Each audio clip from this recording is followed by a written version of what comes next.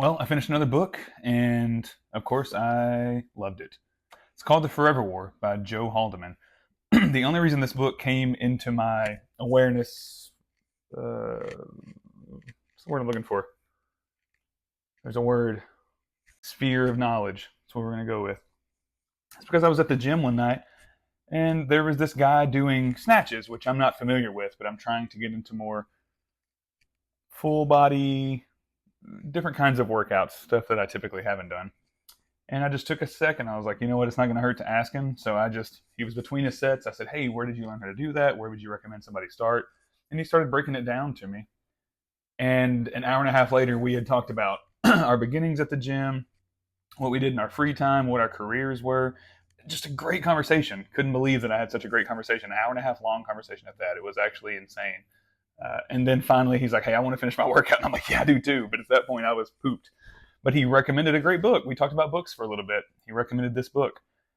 And I went to a couple bookstores and I saw it and I thought, okay, cool. I'm going to put it on my TBR. I'll buy it at some point. And then I saw him a second time and he's like, hey, did you grab that book yet? And I was like, no, I haven't grabbed it yet. And he said, I'll actually just give you my copy. I was like, okay, very, very kind of you. I saw him maybe 3 weeks later. I guess my schedule didn't kind of line up. We weren't there at the same time, but I saw him 3 weeks later. He's like, I'll be right back. I got that book for you. Thank you, Chris. This book is amazing. I read it in 2 days. Did not want it to be over. Apparently, there's two more, so now I can read the second and third. But essentially, this book was written in the 70s, and it's so... Man, these 3-minute time limits are rough. There's so much I want to say. It's a little bit sci-fi where this person signs up for basically a space interplanetary defense force to go attack these aliens.